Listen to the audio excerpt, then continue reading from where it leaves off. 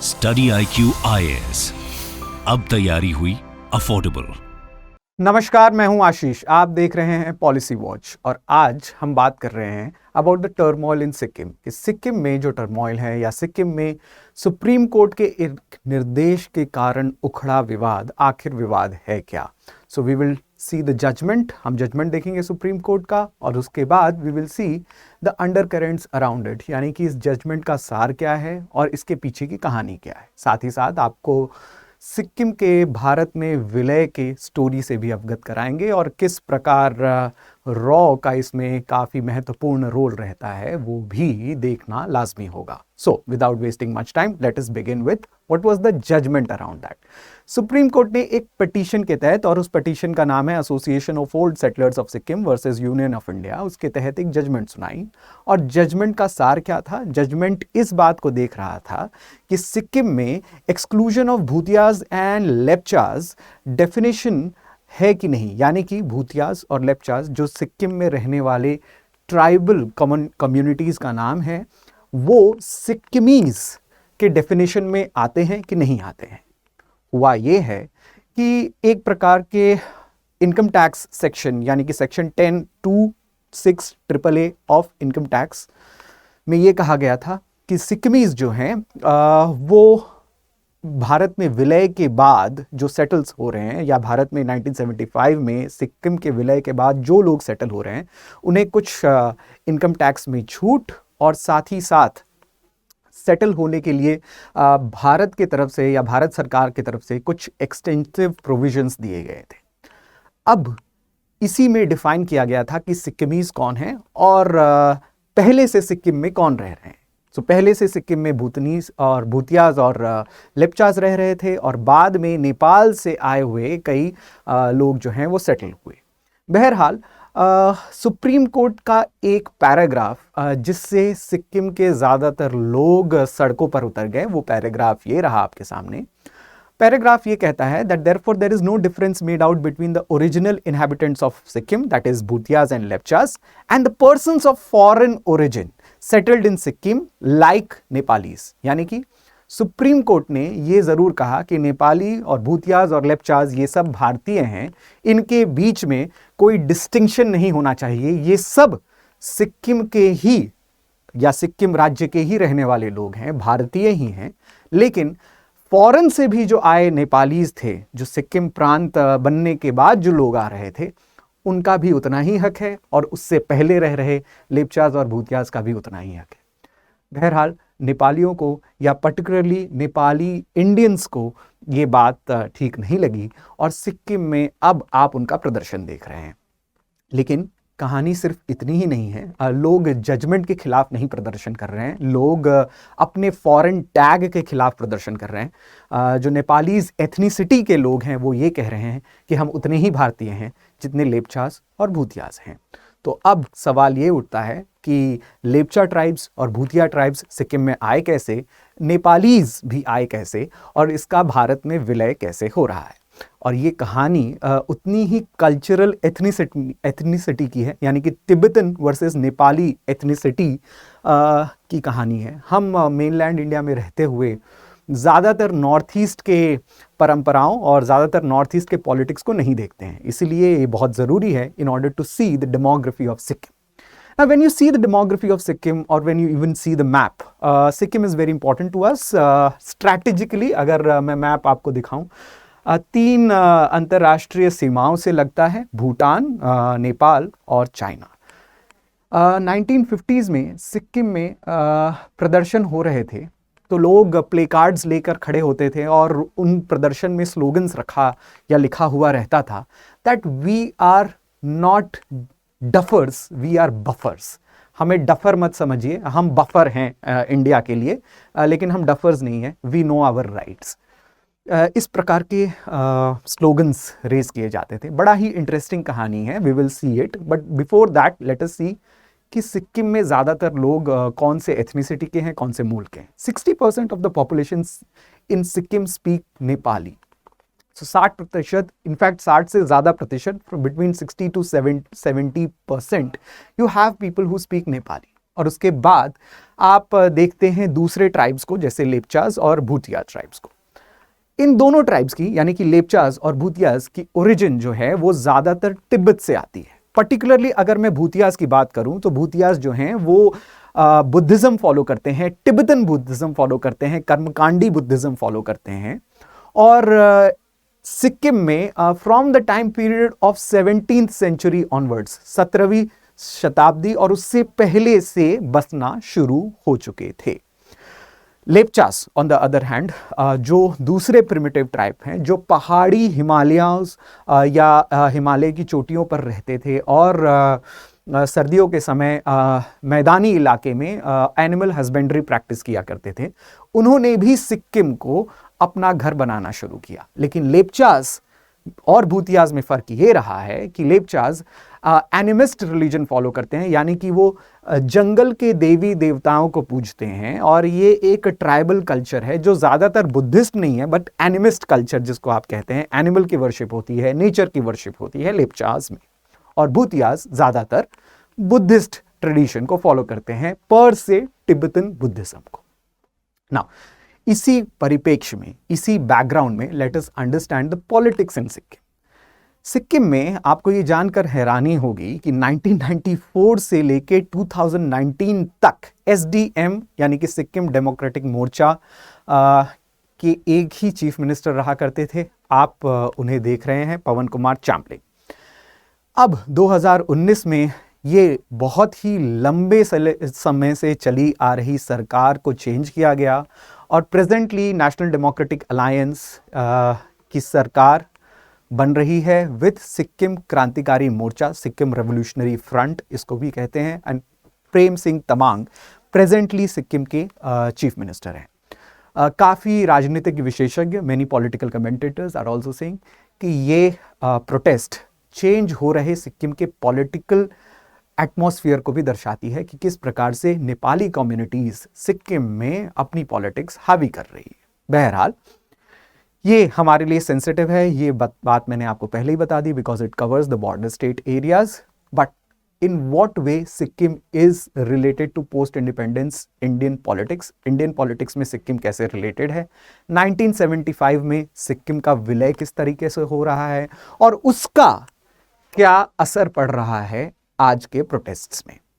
Before we go to that, let me tell you about our Hindi audience, particularly Hindi में तैयारी कर रहे UPSC की परीक्षार्थियों के लिए या अभ्यर्थियों के लिए ये बड़ा ही सुनहरा मौका है, because for the first time हम dedicated Hindi foundation as well as prelims courses launch कर रहे हैं उन अभ्यर्थियों के लिए, उन परीक्षार्थियों के लिए जिन्हें भाषा से दिक्कत हो रही थी। English is not a barrier, English आपके लिए एक बैरियर नहीं है, लेकिन अगर आप अपनी मातृभाषा में तैयारी करना चाहते हैं और यूपीएससी इसके लिए आपको काफ़ी तवज्जो भी देती है, आप अगर नेपाली भी बोलते हैं या भूटानीज भी बोलते हैं, दोनों परिप्रेक्ष्य में आप परीक्षा दे सकते हैं। सो ये यूपीएससी की उदारवादी चेहरों में से एक है। इसी को समझते हुए और जानते हुए हमने डेडिकेटेड हिंदी कोर्सेज लॉन्च किया है और ये ज़्यादा डिमांड आने के वजह से हमने ये कोर्सेज लॉन्च किए हैं। Now do not waste any more time. आप जानते हैं कि 2024 का भी प्रीलिम्स ज़्यादा दूर नहीं है। 2023 के लिए तो आप तैयारी कर ही रहे हैं, मई में प्रीलिम्स है ही, लेकिन अगर आपको ये लगता है कि भाषा आपकी कमज़ोरी थी, इंग्लिश से शायद आपको कुछ परहेज़ था, तो आप ज़रूर हिंदी माध्यम में स्टडी IQ की नई पहल में भाग ले सकते हैं, बशर्ते you use the code ASHLIFE। Please use this code और इस डिस्काउंट का लाभ पाइए।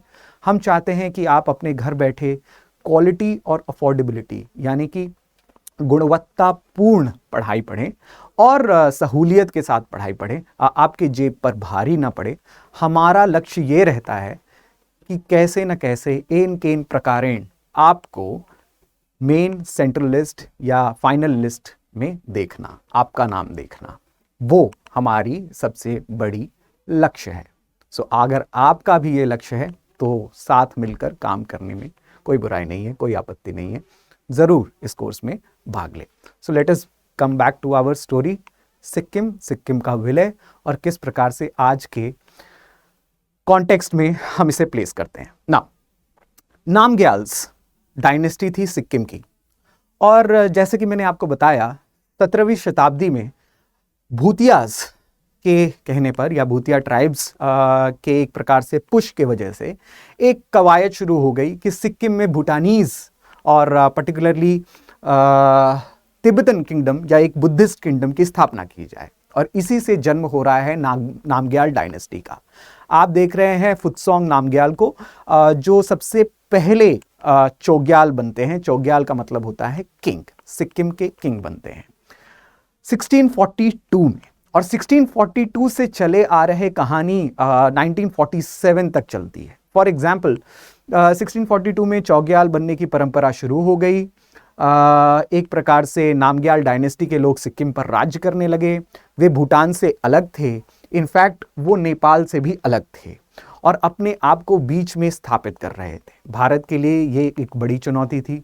बहरहाल इसी बीच अंग्रेजों ने भी नेपालीज से लोहा लिया, यानी कि Britishers also fought with the Nepalese, and when did they fight? They fought in 1814, 1816, 1814, 1816 में लॉर्ड मार्क्वेस हेस्टिंग के अंदर ये फाइट हो रही है, और उसमें सिक्किम के प्रांत ने भी, the kingdom of Sikkim dynasty also helped Britishers. तो आप समझ सकते हैं कि सिक्किम की ज़्यादातर भूटिया ट्राइब्स और लेप्चा ट्राइब्स की जो डायनेस्टी थी वो नेपालीज के अगेंस्ट या नेपाली प्रांतों के अगेंस्ट या किंगडम्स के अगेंस्ट ब्रिटिशर्स को मदद कर रही है। नाउ लेप्चाज और भूतियाज अपने आप में ट्राइब्स अलग हैं, बट इन्होंने भी संधि की थी। इनके संधि का नाम कार्बी लॉन्गस्टॉक था। इस संधि के अनुसार उन्होंने सिक्किमीज किंग को या चौग्याल को यह शर्त दिलाई थी कि वे अपना बुद्धिस्ट धर्म छोड़कर लेप्चा का धर्म अपनाएंगे, यानी कि लेप्चा के एनिमिस्ट धर्म को अपनाएंगे, नेचर वर्शिप को अपनाएंगे, एनिमल वर्शिप को अपनाएंगे। बहरहाल पहले तो राजा मान जाते हैं, फिर बाद में वो मानते नहीं हैं, और ये कहा जाता है कि लेप्चाओं ने राजा को ये श्राप दिया, और श्राप क्या था कि राजा के सबसे बड़े बेटे हमेशा मृत्यु पाएंगे, वे राजगद्दी नहीं पाएंगे, और राजगद्दी सिर्फ और सिर्फ दूसरे बेटे पाएंगे। बहरहाल ये श्राप सही है या गलत, या ये श्रापों पर विश्वास करना चाहिए या नहीं करना चाहिए, लेकिन 1947 के आते आते तक ऐसा कभी हुआ नहीं कि सिक्किम या नामग्याल डायनेस्टी के सबसे बड़े बेटे ने कभी भी राजगद्दी संभाली हो। बहरहाल ये एक इंटरेस्टिंग स्टोरी है, इसलिए मैं आपके सामने पुट फॉरवर्ड कर रहा हूँ। इसके बाद 1861 में एक ट्रीटी ऑफ तुमलोंग होती है, जिसके तहत ब्रिटिशर्स सिक्किम को प्रोटेक्टरेट स्टेट बना देते हैं। सिक्किम उनके अधीन आ जाता है। इतना ही नहीं, दार्जिलिंग जो आप आज जानते हैं वेस्ट बंगाल का पार्ट है, वो सिक्किम से लिया गया था। इनफैक्ट ब्रिटिशर्स सिक्किम के दक्षिण भाग को यानी कि सदर्न पार्ट को अपने पास विलय कर लेते हैं, इंडिया में विलय कर लेते हैं, और दार्जिलिंग उसका एक सबसे बड़ा हिस्सा भी था। आगे बढ़ते हैं। With the coming up of 1947 आज़ादी हमें मिल रही है, और प्रधानमंत्री नेहरू ने एक बड़ी विचित्र बात कही। आप सब जानते हैं कि इंडियन प्रिंसली स्टेट्स को इकट्ठा करना सरदार वल्लभ भाई पटेल का बहुत ही महत्वपूर्ण प्रोजेक्ट रहा, बशर्ते इन इंडियन प्रिंसली स्टेट्स में आपको दो प्रिंसली स्टेट्स का नाम नहीं मिलेगा, और वो है भूटान और सिक्किम। क्यों नहीं मिलेगा? क्योंकि प्रधानमंत्री नेहरू ने कहा कि सिक्किम और भूटान इंडियन प्रिंसली स्टेट्स हैं ही नहीं। जी हाँ, वो ये इंडियन पार्लियामेंट में रेजोल्यूशन पेश करके कह रहे हैं कि ये इंडियन प्रिंसली स्टेट्स नहीं है। इनफैक्ट हम सिक्किम और भूटान को अलग अलग नज़रिए से, अलग चश्मों से देखेंगे, और इनकी जो प्रॉब्लम है हम फ्यूचर में रिजॉल्व करेंगे। इन्हें आप इंडियन प्रिंसली स्टेट्स के लिस्ट में काउंट मत करिए। इसीलिए आप आज़ाद होते हुए भारत देश में सिक्किम और भूटान को तो देखते भी नहीं हैं। भूटान आज भी एक इंडिपेंडेंट किंगडम है। बहरहाल सिक्किम को क्यों छोड़ा गया ये शायद प्रधानमंत्री नेहरू ज़्यादा जानते हैं, लेकिन अगर आप हिस्ट्री को ज़रूर देखेंगे so you can also make a guess. क्या होता है? सिक्किम इन 1941 में सेंसस होती है, और सिक्किम में ये पाया जाता है कि ज़्यादातर लोग नेपालीज ओरिजिन के हैं। इनफैक्ट ये बताया गया था कि 1,05,000 के आसपास लोग नेपालीज ओरिजिन के थे सिक्किम में, और 15,000 और 17,000 अराउंड लेप्चाज और भूतियाज की तादाद हुई होगी।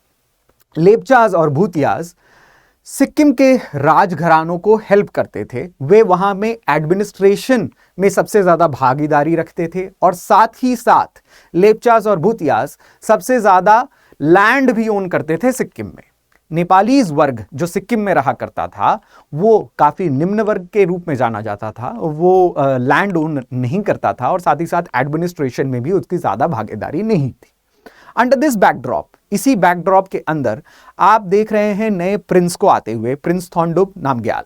नाउ प्रिंस थोंडुप नामग्याल जिनकी तस्वीर आप यहां पर देख रहे हैं, उन्होंने अपनी दूसरी शादी एक अमेरिकी महिला से की और इनके आते ही, यानी कि एक अमेरिकी रानी आते ही भारत और सिक्किम के बीच में तनाव बढ़ गया।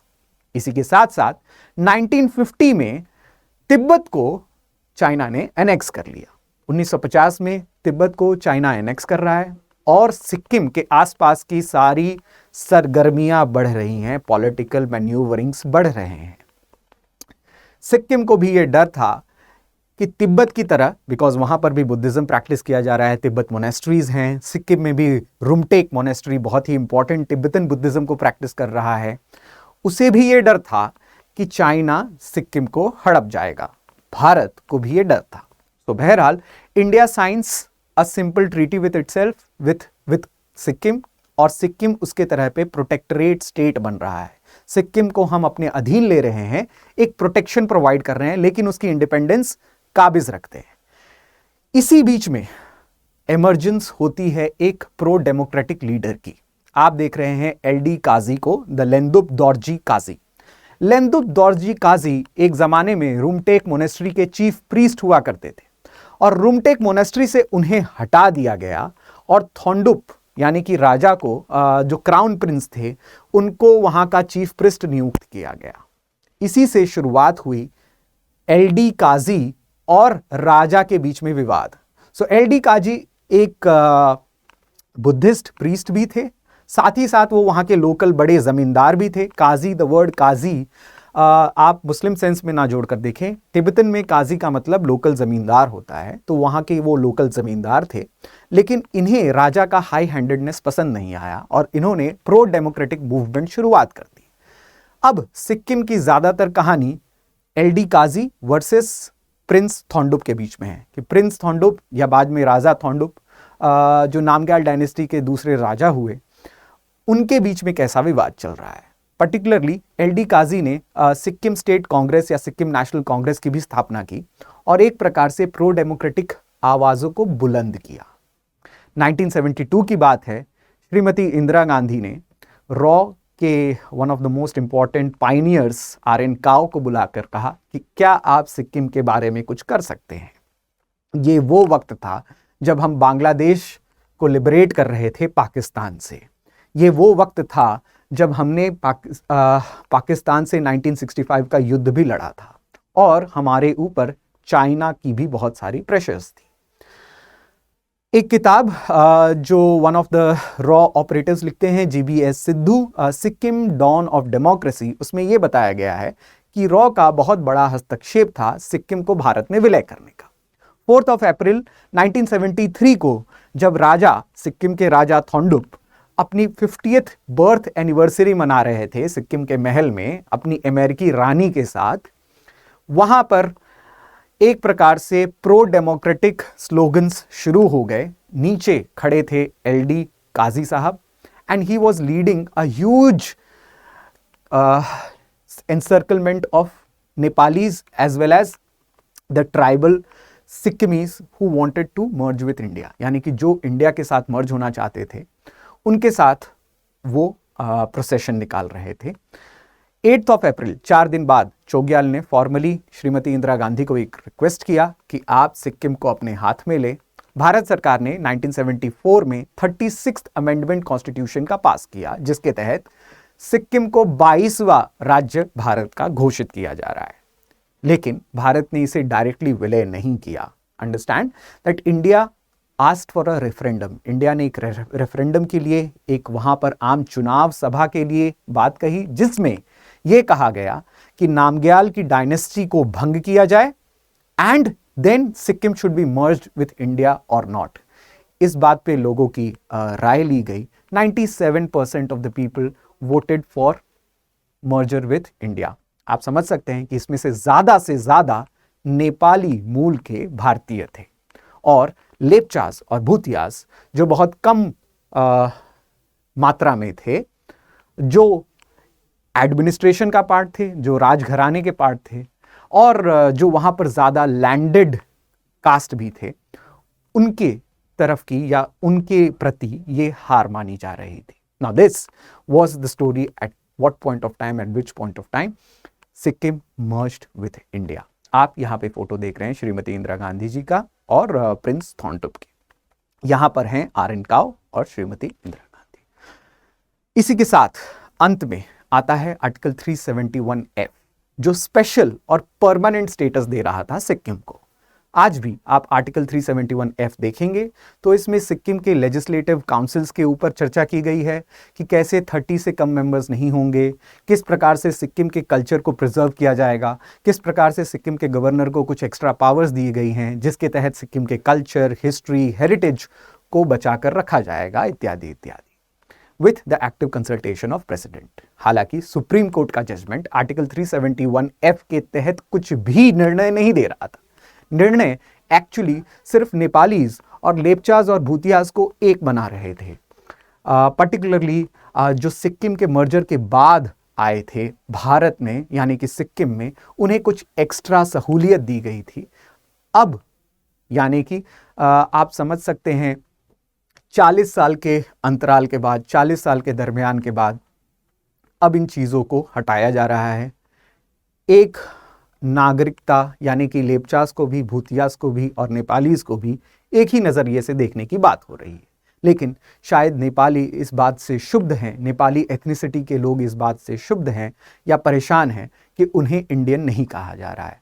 और शायद इस बात पे हम उनका समर्थन भी करते हैं, because everybody in India who is living since so many centuries are Indians. Now, आशा करते हैं कि आपको सिक्किम की इस इंटरेस्टिंग डेमोग्राफी और कल्चर और हिस्ट्री के बारे में जानकर अच्छा लगा होगा। You can also write to us, comment to us that what else do you want to see in Policy Watch. हम कोशिश करते रहे हैं कि आपको इसी प्रकार की इंटरेस्टिंग हिस्टोरिकल पॉलिसी से रिलेटेड चीज़ें आपके सामने लाएं, so that you can actually see what a complex history of India is and how to celebrate its diversity. Now, you can connect with us, particularly with me, over my Telegram channel for any suggestions. अगर आपको इससे related slides या questions भी हैं तो वो भी आप शेयर कर सकते हैं। You were watching Policy Watch. My name is Ashish. Thank you. Study IQ IAS अब तैयारी हुई अफोर्डेबल।